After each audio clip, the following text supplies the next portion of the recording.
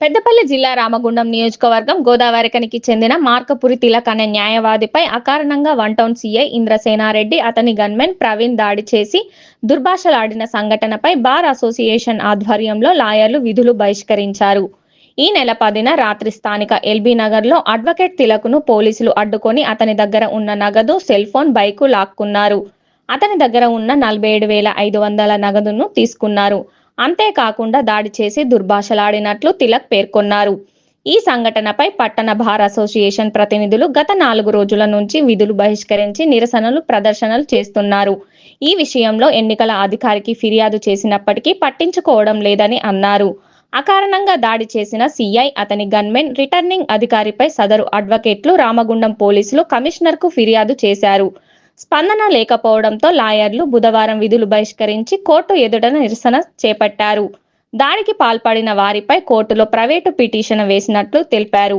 ఈ కార్యక్రమంలో మార్కపురి తిలక్, బాధిత అడ్వకేట్ తౌట సతీష్, బార్ అసోసియేషన్ అధ్యక్షుడు సంజయ్ కుమార్, ప్రధాన కార్యదర్శి శైలజ, అడ్వకేట్ తదితరులు పాల్గొన్నారు. అందరికీ నమస్కారం. న్యాయం యొక్క పరిరక్షణలో న్యాయవాదుల పాత్ర అనేది అమోఘమైంది. మరి నిజంగా గత కొన్ని సంఘటనలు చూసుకుంటా ఉంటే న్యాయవాదులపై పోలీసుల యొక్క దమనకాండ అనేది చాలా గర్హనీయంగా ఉంది. మరి ఈ నెల 10వ తారీఖున గోదావరిఖని న్యాయవాది తిలక్ గారి పైన గోదావరిఖని వన్ టౌన్ సిఐ గారి యొక్క గన్మెన్ దాడి చేయడం, అదేవిధంగా ఆ సంఘటనను ప్రశ్నిస్తున్న న్యాయవాదులపై గోదావరిఖని వన్ టౌన్ సిఐ గారు తన యొక్క దుర్భాషలాడుతూ మమ్మల్ని అందరినీ కూడా న్యాయవాద వ్యవస్థనే కించపరిచే విధంగా మాట్లాడడం అనేది చాలా గర్హనీయమైన విషయం. దీనికై మేము 11వ తారీఖు నుంచి కూడా మేము మా విధులను బహిష్కరించి మేము పోరాటం చేయడం జరుగుతుంది. దానిలో భాగంగా మేము సిపి గారికి కూడా ఆ సిఐ గారి మీద మరియు గన్మెన్ మీద చర్య తీసుకోవాలని చెప్పేసి విన్నపాన్ని ఇవ్వడం జరిగింది. మరి నిన్న జరిగిన సంఘటనలో మేము తన మీద కంప్లైంట్లు కూడా దాఖలు చేయడం జరిగింది. నిజంగా ఇలాంటి వ్యవస్థలో న్యాయాన్ని రక్షించే న్యాయవాదులపైనే దాడులు జరగడం అనేది చాలా గర్హనీయం. మరి న్యాయవాదులంతా కూడా ఈ రాష్ట్రంలో ఉన్న న్యాయవాదులంతా మాకు సంఘీభావాన్ని తెలుస్తూ ఫెడరేషన్ ఆఫ్ బార్ అసోసియేషన్ ఆధ్వర్యంలో మేము కార్యాచరణను కూడా రూపొందించుకున్నాం. కాబట్టి నిజంగా తప్పు చేస్తే శిక్షించాల్సిన బాధ్యత అమలు వరకే పోలీసు వారి యొక్క బాధ్యత. కానీ దాడి చేయడం అనేది చాలా గర్హనీయమైన విషయం. సామాన్య జనాలను కాపాడే న్యాయవాదులపై దాడులా అని చెప్పేసి మేమంతా న్యాయవాద సమాజం కూడగూస్తూ ఉంది. కాబట్టి ఈ దమనకాండ నిరసిస్తూ మేము గత వారం రోజులుగా మా యొక్క విధులను బహిష్కరిస్తూ శనివారం దాకా ఈ విధులను బహిష్కరించే కార్యక్రమాన్ని చేయడం జరుగుతూ ఉంది. కాబట్టి సిపి గారు కూడా ఆలోచనతో సిఐ గారి మీద చర్య తీసుకోవాల్సిందిగా కోరుతూ అధ్యక్షుల వారిని మాట్లాడాల్సిందిగా కోరుతా ఉన్నాను. నమస్కారం. నా పేరు మార్కపురి తిలక్, గోదావరిఖని న్యాయవాదిని. 10వ తారీఖు రాత్రి సమయంలో నేను కోర్టులో విధులు ముగించుకొని ఇంటికి వెళ్తున్న సమయంలో దారిలో సిఐను అతని గన్మెన్ నన్ను ఆపి నా మీద దాడి చేయడం జరిగింది. నా దగ్గర చూస్తే అమౌంట్ ఉన్నాయి, అవి కేసు సంబంధించిన అమౌంట్ అని చెప్పినా కూడా లేదు నువ్వు ఈ పార్టీకి సంబంధించిన అమౌంటే నువ్వు పంచుతున్నావు అని చెప్పి నా దగ్గర ఉన్న మొబైల్ గుంజుకొని ఆ మొబైల్స్కి వచ్చి కాల్ లిఫ్ట్ చేసుకుంటే సిఐ గారు ఇక్కడ డబ్బులు పంచుతున్నాం రండి, ఇక్కడ పలానా పార్టీ తరఫున డబ్బులు ఇస్తున్నాం రండి అని చెప్పి అందరికీ చెప్పడం జరిగింది. నా కాల్స్ ఎందుకు లిఫ్ట్ చేస్తున్నారు సార్, మీరు నా ప్రైవసీ భంగాలు ఇస్తున్నారని చెప్పి నేను మాట్లాడడంతో అక్కడ ఉన్న గన్మెన్ నా మీద దాడి చేయడం జరిగింది. దాన్ని కూడా అక్కడ ఉన్న సిఐ ప్రోత్సహించడం జరిగింది. అక్కడితో ఆకుండా వాళ్ళని దుర్భాషలాడుతూ అక్కడి నుంచి మున్సిపాలిటీ తీసుకురావడం జరిగింది.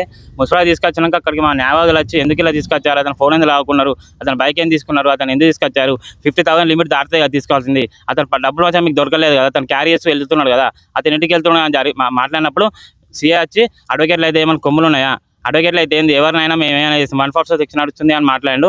144 సెక్షన్ గవర్నమెంట్ ఆఫీస్లో నడుస్తుందా, రిప్రజెంటేషన్ ఇవ్వడానికి రావద్దా అని చెప్పి పరిశీలన జరిగింది. అక్కడ కొద్దిగా ఆర్గ్యుమెంట్ జరగడం జరిగింది.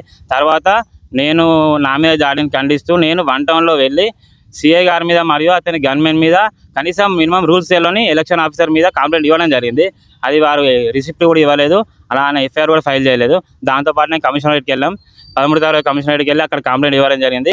కమిషనర్ గారు ఏం చెప్పారంటే మాకు హామీ ఇచ్చారు, ఎలక్షన్లు అయిపోయాక మేము ఖచ్చితంగా చర్యలు తీసుకుంటాం, ఎంక్వైరీ చేసి మీద చర్యలు తీసుకున్న వాళ్ళ మీద అని చెప్పడం జరిగింది. తర్వాత 16వ తారీఖు వరకు టైం ఇచ్చారు కమిషనర్ గారు. 16వ తారీఖు వరకు మేము చూసినాం. 16వ తారీఖు వరకు కూడా ఎలాంటి యాక్షన్ తీసుకోలేదు. మాకు చాలా ఒత్తిడి వస్తుంది, ప్రెజర్ వస్తుంది, బెదిరింపు కాల్స్ వస్తున్నాయి.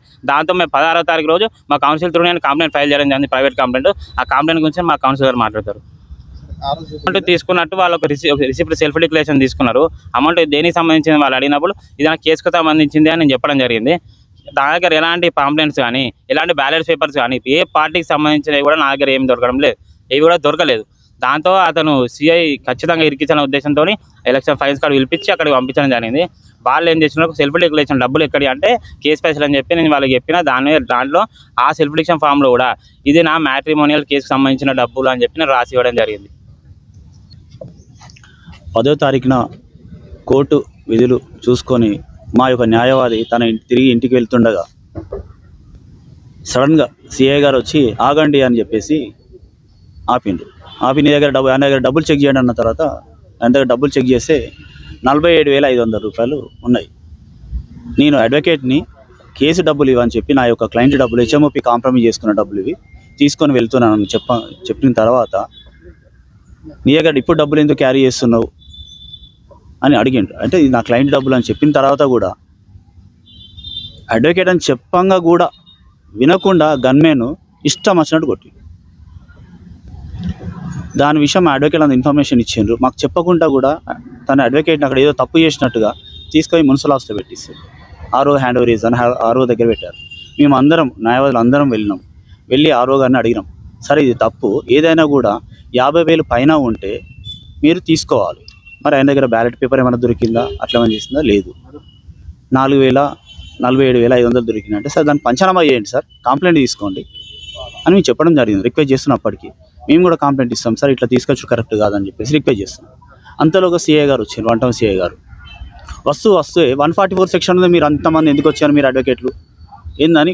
ఎంత ర్యాష్గా అంటే ఒక అడ్వకేట్స్ అని చూడక కూడా 144 సెక్షన్ ఉంది, మీ 144 సెక్షన్ ఇంతమంది ఎందుకు వస్తారు, రావద్దు అని మేము రిక్వెస్ట్ చేసాం. లేదు సార్ మా అడ్వకేట్స్ గురించి అంటే అడ్వకేట్స్ అయితే కొమ్ములు ఉంటాయా అని అసలు అగౌరవపరుస్తూ అసలు ఎట్లా మాట్లాడినట్టు అసలు ఒక గవర్నమెంట్ ఆఫీసర్ అయినా అట్లా మాట్లాడకూడదు. అంటే ఉన్నత స్థానంలో ఉన్నాడు అంటే ఇక అడ్వకేట్లు అంటే విలువ లేకుండా పోయింది. అడ్వకేట్స్ అంటేనే అసలు ఆయన ఎందుకు వస్తాడో తెలియదు, కొట్టడానికి వస్తాడు డైరెక్ట్. మీరు చూసిన రోజు వీడియోస్లో అన్నీ ఉన్నాయి క్లియర్గా. ఇది 4వసారి అడ్వకేట్ల మీద దాడి చేయడం. ఒకసారి వచ్చి బారుషన్కి వచ్చి అపాలో చెప్పాడు. సరే పోనీ మనం రోజు పొద్దున పోలీసు అడ్వకేట్స్ కలుసుకుంటాం, విధులు నిర్వహించుకుంటాము, మొహమ్మద్ చూసుకుంటాం డైలీ, ఎందుకు లేని వదిలేస్తాం. మళ్ళీ అడ్వకేట్ అని చెప్పంగా కూడా కొట్టారు. ఇంకా దీనికి మేము ఇది 4వసారి కాబట్టి మా బార్ అసోసియేషన్ అందరం జనరల్ బాడీ మీటింగ్ పెట్టుకొని ఈయన కంపల్సరీ ఇక్కడ నుండి సస్పెండ్ చేయించాలని చెప్పి నిర్ణయించుకున్నాం. ఇంకా తనని మేము ఈరోజు కూడా తనని ఆయన సస్పెండ్ అయ్యేదాకా కూడా మేము ఆయనను వదిలిపెట్టాము. ఇది మేము ఆప్షన్ కొనసాగిస్తున్నాం ఏ రోజైనా కూడా. దానిగాను మేము సిపి గారికి కంప్లైంట్ ఇవ్వడం జరిగింది. సిపి గారు 16వ తారీఖు వరకు చూడండి, మేము కంపల్సరీ ఒక సీనియర్ ఆఫీసర్ని అపాయింట్ చేసేసి మేము ఎంక్వైరీ చేయించేసి కంపల్సరీ తగిన చర్య తీసుకుని సిపి గారు మాకు చెప్పడం జరిగింది. పాజిటివ్గానే చెప్పారు సిపి గారు.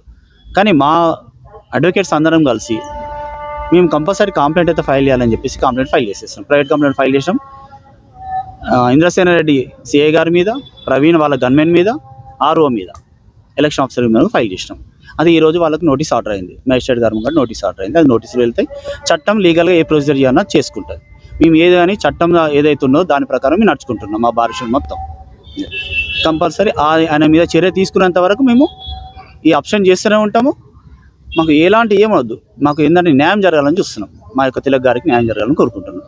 దానికి కానీ మా కౌన్సిల్ ఎవరైతే ఉన్నారో శ్రీమతి గారు ఫాలోఅప్ చేస్తారు కేసు. జరుగుతున్న పరిణామాలన్నీ ప్రజలందరికీ తెలుసు, మీడియాకు తెలుసు, అందరికీ తెలుసు. నిన్న ఇవాళ జరిగిన పరిణామం కొంత ఎలక్ట్రానిక్ మీడియాకు కూడా అందించాలనే ఉద్దేశం భారతదేశం కూడా ఉంటాయి. ఎందుకంటే న్యాయవాదుల పైన జరుగుతున్న దాడులు ప్రతిరోజు చూస్తూ ఉన్నాం. కాకపోతే నిన్నటి నుంచి వాళ్ళ దాకా జరిగిన పరిణామాలు ఏదైతే న్యాయవాది గోదావరికని న్యాయవాది తిలక్ ఉన్నారో తన పైన జరిగినటువంటి అఘాయిత్యానికి సంబంధించి ఒక ప్రైవేట్ కంప్లైంట్ దాఖలు చేశాం. ఎందుకంటే వాళ్ళకి ఒక 4 రోజులు టైం ఇచ్చాము, పోలీసు వాళ్ళు ఏమైనా చర్య తీసుకుంటారేమో దాడి జరిగిన దాని విషయంలోని. కానీ వాళ్ళు ఏమి చర్య తీసుకోకపోవడం మూలాన మేము ఒక ప్రైవేట్ కంప్లైంట్ వేశాం. అందులో 3 పార్టీ చేశాం. సిఐ గారిని, వారి గన్మెన్ గారిని, అట్లాగే ఆర్ఓ గారిని. ఎందుకు చేశాము అని అంటే ఏదైతే చట్టం చెబుతుందో ఆ చట్ట ప్రకారం 50,000 ఉండాలి, 50,000 పైబడి ఉండాలి. దాంతోపాటు ఇంక్రిమినేటరీ ఎవిడెన్స్ అంటే కనీసం ఒక బ్యాలెట్ లాంటిదో, లేకపోతే ఒక పాంప్లెట్ లాంటిదో, లేకపోతే ఒక వాళ్ళ పార్టీకి సంబంధించింది ఏదైనా ఒక సింబల్తో సంబంధించిన ప్రచారం చేస్తున్నప్పుడు మాత్రమే డబ్బులు సీజ్ చేయాలి, పట్టుకోవాలి. ఆ చట్టం తెలిసిన తిలక్ గారు చెబుతున్నారు, నా దగ్గర ఒక పాంప్లెట్ లేదు, నేను కేసు నుంచి ఇంటికి పోతున్నాను చెప్పినా కూడా వినకుండా అతన్ని కొట్టడం, తీసుకెళ్లి ఆర్ఓ దగ్గర ప్రొడ్యూస్ చేయడం, దాని తర్వాత మేము అందరం వెళ్ళడం, ఈ విషయాన్ని వాళ్ళకి ఎక్స్ప్లెయిన్ చేసినా కూడా వినకపోవడం, తర్వాత సిపి గారి దగ్గరికి వెళ్ళడం, సిపి గారి దగ్గరికి వెళ్ళిన తర్వాత వాళ్ళు యాక్షన్ తీసుకుంటామన్నారు, ఇంతవరకు ఏం తీసుకోకపోవడం మూలాన ఇవన్నీ ఏవైతే రూల్స్ని వైలేట్ చేశారో దానికి వాళ్ళకి శిక్ష జరగాలి అని చెప్పి మేము ఒక ప్రైవేట్ కంప్లైంట్ వేయడం జరిగింది వాళ్ళ ముగ్గురు పైన. నిన్న విచారణ జరిగింది. నిన్న మా స్వార్థ స్టేట్మెంట్ కొత్త చట్టం ప్రకారం ఖచ్చితంగా ముద్దాయిలు ఎవరైతే ఉన్నారో వాళ్ళకి నోటీస్ పోవాలి. ఆ నోటీస్ ఇవ్వాలన్నా కూడా ముందు ప్రైమా ఫేస్గా కేసు ఎస్టాబ్లిష్ చేయాలి. కాబట్టి ఉన్న వీడియో రికార్డ్స్ పెన్ డ్రైవ్ ద్వారా కోర్టులో పెట్టాము. మా తిలక్ యొక్క ఎవిడెన్స్ కూడా రికార్డ్ చేశాం. చేసిన కోర్టు సాటిస్ఫై అయ్యి ఈరోజు ఆ ముగ్గురికి నోటీసులతో పాటు వాళ్ళ ఎక్స్ప్లెనేషన్ కూడా కాల్ఫర్ చేయడం జరిగింది. ఎల్లుండికే కేసు పెట్టారు. ఈలోపు ఆ ముగ్గురు ముద్దాయిలకు కూడా నోటీస్ సర్వ్ చేపిస్తాము. దాని మూలాన ఏంది అంటే కనీసం ప్రజలకి పోలీసు వాళ్ళని, ప్రభుత్వాన్ని కానీ పోలీసు వాళ్ళని కానీ ఎవరైతే చట్ట వ్యతిరేకమైన కార్యకలాపాలు చేస్తారో వాళ్ళపైన చర్య తీసుకోవడానికి మనకంటూ ఒక హక్కు ఉంది, మనకంటూ ఒక చట్టం ఉంది అని చెప్పడానికి ఉపయోగపడుతుంది.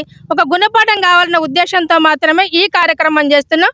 మాకు ప్రత్యేకించి ఎవరిపైన వ్యతిరేకత లేదు. కానీ చట్ట వ్యతిరేక కార్యకలాపాలు ఎవరు చేసినా వాళ్ళు ఎంతటి వాళ్ళైనా కూడా వాళ్ళపైన చర్య తీసుకోవడానికి గోదావరికని బార్ అసోసియేషన్ కట్టుబడి ఉంటుంది. ఆ ప్రజలకు అండగా ఉంటుంది. అది చూపించడానికి మాత్రమే కేసు వేశాం. ఖచ్చితంగా ఎవరు తప్పు చేశారో వాళ్ళ గుణపాఠం నేర్పాలి అంటే ఖచ్చితంగా ఇమీడియట్గా నోటీసు సర్వ్ చేపిస్తాం. వాళ్ళకి చెప్పించి కోర్టు ఏ డెసిషన్ తీసుకున్నా డెసిషన్ కట్టుబడి ఉంటాం.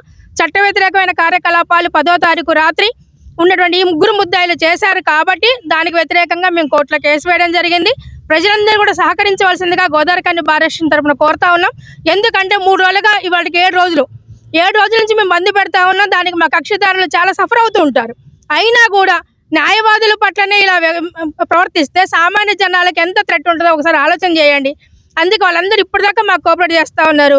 భవిష్యత్తులో మేము చేయబోయే కార్యకలాపాలకి చట్టపరంగా మేము తీసుకునేటువంటి చర్యలకి అందరూ కూడా కట్టుబడి ఉంటారని, అందరూ కూడా మాకు సహకరిస్తారని కౌన్సిల్గా నేను కోరుతా ఉన్నా.